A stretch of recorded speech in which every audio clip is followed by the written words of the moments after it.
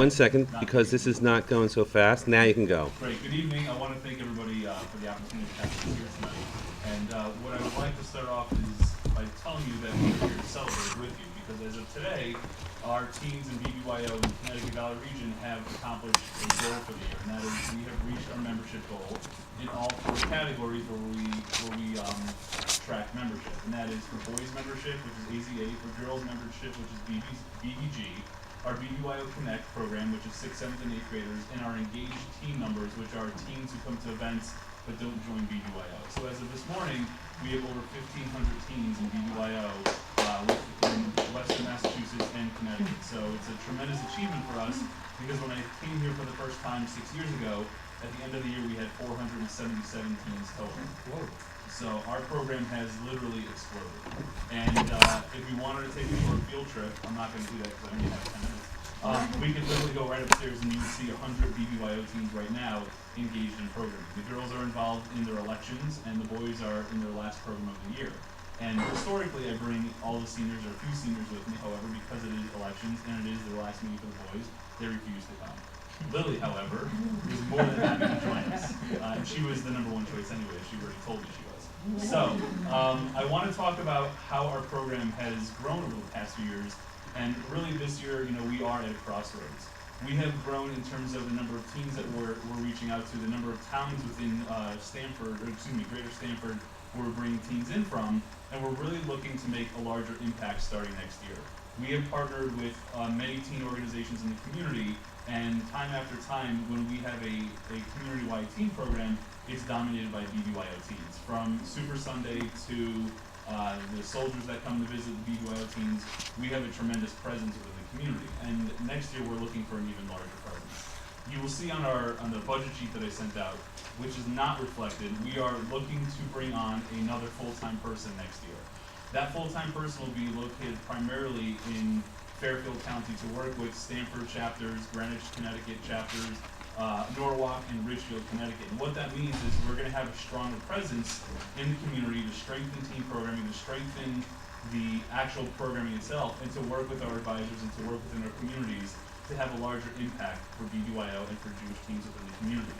And we're here tonight because we're looking for support from Stamford in order to help us bring this full-time person in and to have that larger impact for BBYO. A couple of things that we've done really well this year is we have partnered, we have led. Most recently, we had a wonderful, wonderful JServe project in Stamford. And JServe, for those of you that don't know, is a National Day of Jewish Teen Service. And we partnered with several different Jewish teen organizations, as well as West Hill High School, and we had over 400 people show up for a walk to remember those that were affected by suicide, and a suicide prevention walk. And it was partnered with the Becker family, and then there were actually a few other families that showed up who had lost loved ones as well. And it was just an unbelievable turnout for something that we didn't really think was going to be that big of a turnout. Not that we were expecting a small turnout, but it was fantastic. So we're leading the charge in programming like that for teens, and we want to keep on doing that. Unfortunately, this is the first year that we've had to turn teens away from our program. We are still under a funding structure from 6 years ago when we had less than 500 teens in our program, and we're struggling to build that, to catch up with the growth of our program. So we have teens that are applying for scholarships, and we can't meet that need right now. We have teens that are coming in looking to go to other programs, whether it's a summer program, and we cannot meet that need with them. So we're hoping that by bringing in this other person, it frees myself up in order to do more of the development work, in order to help grow the program elsewhere, because we are not just located in Stamford, we are located across Connecticut and Western Massachusetts as well. Typically, what I like to do at the allocation hearings is you can talk to me all you want, you can ask me all the questions that you want, but the most important people to hear from are the teens, because they're the ones that are coming to this program willingly. They're not told to go to Hebrew school, they're not told to go to BBYO. They come here because they want to be here. They want to be with their friends, they want to have the Jewish impact that they are provided, because it's a teen-led organization. I don't sit here and say, Lily, you have to do this. Lily comes to me and she says, Josh, this is what I want to do, and we make it happen. So I want Lily to talk for a few minutes about her experience in BBYO over the last few years. Okay, so I'm Lily. I joined sophomore year, and I have forever regretted not joining earlier. BBYO starts like January of your 8th grade year. So from then on, you get consistent like Facebook messages and phone calls trying to get you to join, but I was one of the ones who resisted, and like I couldn't be more upset about it. BBYO has completely changed my life. I started sophomore year. We didn't have a treasurer for our chapter, so I sort of applied and got on, and then from then on, I just sort of gained on the leadership chain. I'm currently serving as regional vice president of programming. Can you just explain what that means? Yes, okay. So that means that I am in charge of overseeing the chapter counterparts, which are like the chapter vice president of programming. So I make sure that they know what's going on for every meeting, and they have sort of a game plan for what they're gonna do. And then on the regional level, I oversee the programming aspect of our 4 yearly conventions. And we have a programming committee that I sort of work with, and they turned out really well. So I'm basically but Yes, you are. So, as Lily was saying, she's responsible for these other chapters, these other teams, and that's really our leadership model. It's the peer-to-peer model.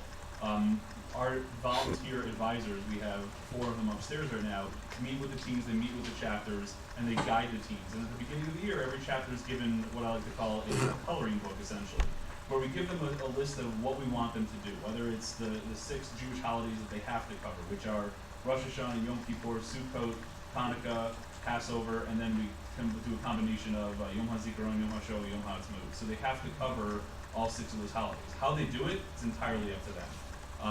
We make sure that they're fundraising. We make sure that they are recruiting members. They're reaching out, that they're volunteering. Every chapter has what we call a stand-up campaign.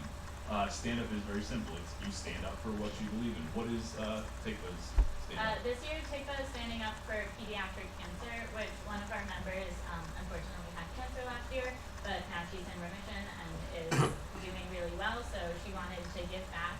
So in the beginning of the year, we voted on it, and we've been working with Memorial Sloan Kettering, and we've made blankets, we've fundraised, and we've just done a ton of stuff throughout the year, and we're going to do Relay for Life next month that will also help for our stand-up cause, and Leviticus. Yeah, please. Levit is standing up for, or they're standing against SAD, which is Students Against Destructive Decisions, so like drug and alcohol abuse and drunk driving and stuff like that. I'm not so sure what they've been doing as much, but that's because I'm not a boy. And they take a very active, their chapter is very active with Relay for Life. They raised almost $10,000 last year. I know they're raising more money this year. And another thing that the chapters were really big with this year is we had, unfortunately, the shooting in Newtown. We have a BBYO chapter in Newtown. And it was it hit very close to home to a lot of our teams. One of our teams, his mother actually was in the classroom next to where the shooting took place. And we actually came together as a region and started raising money to plant trees in Israel for one little boy who was killed, Noah Posner. His family was part of the Jewish community in Newtown. And we are almost done with our campaign to plant 1,000 trees in Israel in Noah's name. And at the end of this year, we're going to present the family with the plaque for the forest, and we're actually changing the name of that Newtown chapter to Noah Posner BBYO, because his mother's one request, or one of the things that she said at his funeral, was she just wanted her son to be remembered. So, he'll never have an opportunity to join our program, but at least his name will live on through our program. And those are all decisions that are made by our team. We have just a tremendous impact, and right now I think there are organizations that are having a tough time moving forward, and we are one of the few, from what I see, that continues to move ahead, and that's why a little bit more support will help us continue to push ahead and be as successful as we are. I think we can open up to questions now if anyone has any. And they'll have to be directed at Lily. Okay. But you're asking for $12,000? Yes. So you mean to hire a staff member, but that's a full-time staff member? Right. And that's also for financial aid for teams who are going to work. So how is that going to work? Great question. So we're looking to different communities to help allocate towards a full-time person. So $12,000 will not fund everything, as you can see from there, but a portion of that will go to scholarships and programming, like it has over the past few years, and the remainder of that money, or however we decide to break it up, will go towards bringing that staff person in. And that staff person is going to have a very heavy presence here in this community and work with not just BBYO teams, but our BBYO Connect program, which we started this year. We have it in 2 locations. We have it at the JCC here and the JCC in West Hartford. We brought in over 100 6th, 7th, and 8th graders, and a lot of 7th and 8th post-B'nai Mitzvah teens who are not doing anything right now. And they're coming to the JCC to hang out, to do these different events, and our BBYO teams meet them, and then we try to bring them into the chapter. We don't have the staffing right now to correctly do that, so the hard part is getting the teens here. We've done that, the 6th, 7th, and 8th graders. Now we want to focus on bringing them to that next level, and we need the training, we need the staff presence on the ground, other than myself and Louis Lasco going back and forth on the phone saying to be order the dodgeballs. So we're looking for that kind of a presence to really, engage more teens. Yes? Actually, the question is for Lily. What I'm curious about is how the organization has changed your life.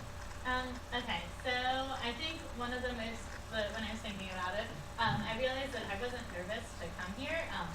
Now you guys are all staring at me and I'm a little bit more nervous. But like I have become completely comfortable speaking in front of my classmates and in front of the region. A couple of weeks ago I gave a speech in front of like 200 kids and wasn't nervous at all. And I don't think that's something that you can get most other places.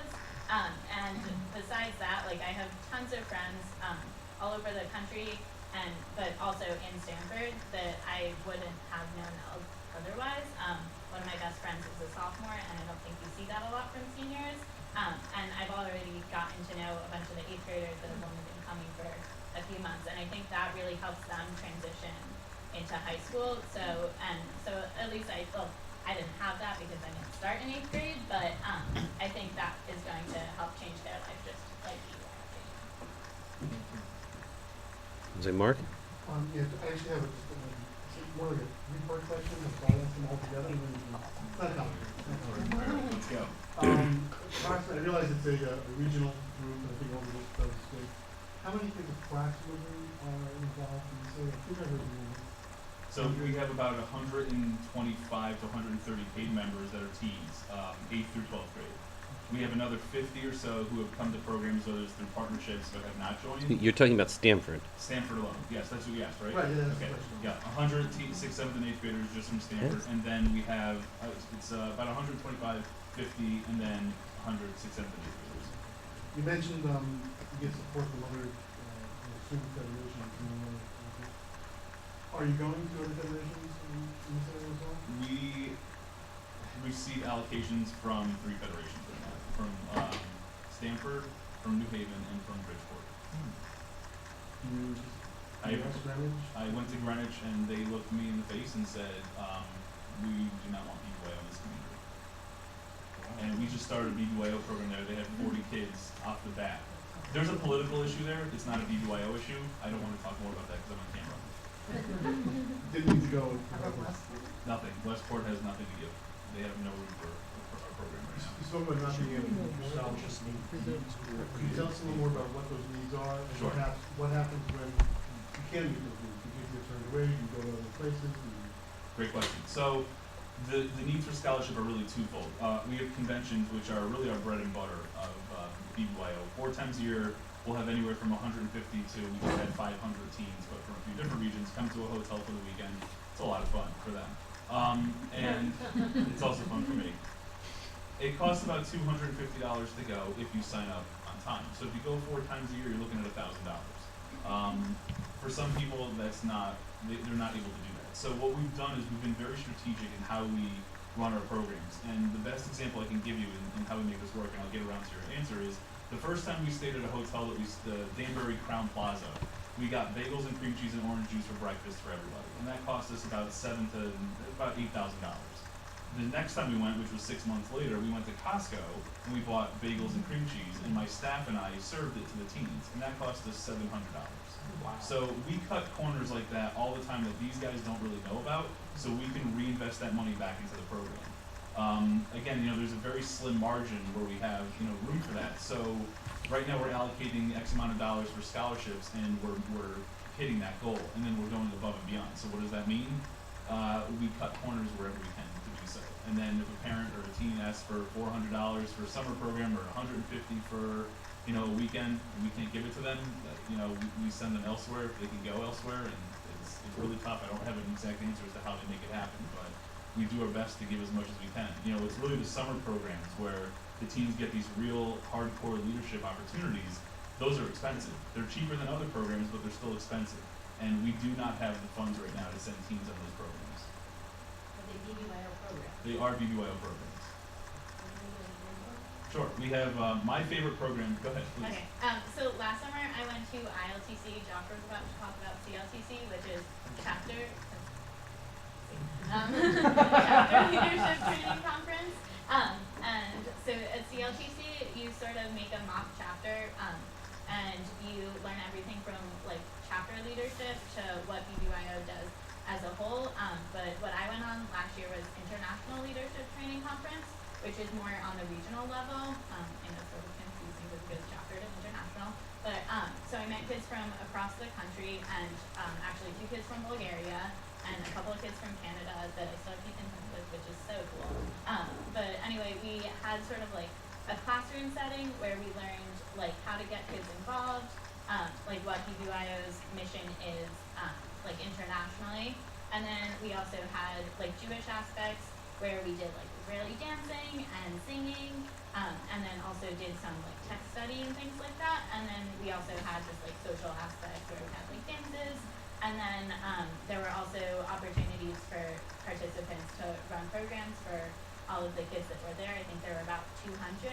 And all of that is coordinated by 2 kids from International BBYO that previously served as international board members. And that's the same thing with CLTC. You apply to coordinate it, and it's a huge responsibility, but I think people see it as really cool. How long is that for? That was for, they're both Jews. And there's one that's based on solely Judaism, that's 3 weeks, and then there's a lot of passport trips, which are trips around the world, and then also impact trips, which are community service based. I think there's 4 or 5 different locations you can go to, and they do community service in a bunch of states. Sorry, Dean, you got a question? You know, in terms of outreach to teens, Jewish outreach to teens, you know, BBYO is a international organization that's in the various communities. Is there anything else? What else is there other than in the various Nothing, it's Jewish everything. communities? No, seriously, is there anything else that's around that There's still NCSY, USY, there's all kind of different. Okay. What's the one that in Hebrew means together, or together? So, Well, I'm talking, I shouldn't say that, I'm talking, Locally? non-denominationally within the Jewish world. Well, Number one, and then the second question I have is, do you have any sense of the results of the teens participating in BBYO in terms of involvement later on in Hillel on campuses, involvement with Birthright, et cetera? I'm going to go first, then I'll let Lily answer her part. But in terms of the Hillel piece, I can tell you right now, the University of Connecticut at Hillel, I'm on their board of directors. Gary Wolf will be here. If he hasn't been He here, was he'll be already. here. Huh? He was already. He beat me here. Gary and I are very close, so close that we have a very great transition from BBYO to UConn Hillel. And the president of UConn Hillel right now graduated from our program here 2 years ago, and the vice president of Hillel graduated from our program here 2 years ago. And there's Here meaning Stanford? from Connecticut. Connecticut. From Stanford, I'm not positive. I think there's a couple teams that are up there as well. Actually, there are. There's like 3 or 4 that I see whenever I go up there. So we also put out an impact report, community impact report a few years ago about what it means when you go through BBYO. And there was a tremendous percentage, a higher percentage of teens who marry Jewish, who go on to do Jewish things, who take a leadership role from their community after college, whether it's coming back to be a BBYO advisor, sitting on a federation committee, or whatever it is. A lot of those teens, a lot of those alumni say that they got their start from BBYO and that impact that BBYO has had. And Lily will answer your question about other non-denominational organizations. Well, yeah, I mean, I know that there are others that are part of the various different branches. I'm talking about one that is, Technically, no.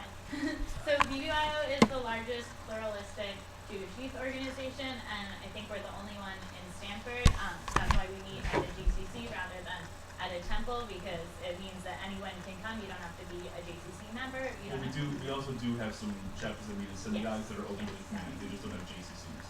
So, JCC in Stanford is pluralistic completely, and anyone can join. So is there no USY? I couldn't tell you. You say The anyone, USY is a conservative temple, so they have something in But the that's temple what we were back wondering, Well, so this is. There is NCSY. No, this is We are, different. we are pluralistic. It's We none have- of nothing. that's the we point have- I want to bring up, is the This fact is- that, It's not associated. whether there are any others that are, Was it? I don't No. know. If I mean, I felt like it was. I think. no, it but I'm depends- talking, but that's, Kulano, but Kulano is not run internationally. Kulano, I'm talking Okay. about an Okay. No, international. there's no. So that one might have been a little more This is the conservative. neighborhood. No. Like in West Hartford, it's much more Right. conservative Okay. than it is in. All right, do we have one or two more questions, because we're gonna answer. The cost So of you said membership, paying members. yes, the cost of membership is $75 for 1 year, or $149 for all 4.5 years of high school. And to go back to your question real quick, there are several organizations. There's NCSY, which is the Orthodox group. There's USY, which is the conservative movement. There's NIFSY, which is the reform movement. I don't think Young Judaism is around. JC1. and with, JCY? I don't know what JCY is. and with your group, what are the requirements to join? Which is in some Jewish centers, as Got opposed to BBB. Hold on, Josh, sorry, Peter, repeat your What are the question? requirements to join? Your check has to clear. No, it's really, you have to consider yourself a Jewish teen. So we've had people that have come that are not Jewish that want to be a part of our programs because our programming has been fantastic. You know, when you take 300 teens to a nightclub in New Haven for the night, everybody wants to go. But really, you have to consider yourself a Jewish teen to be involved in the program. And we actually, one of our greatest programs that we had this year, and of all time, was the second time we've done it, we had a B'nai Mitzvah this year for teens that have never had the opportunity to become a bar bat mitzvah when they were 13.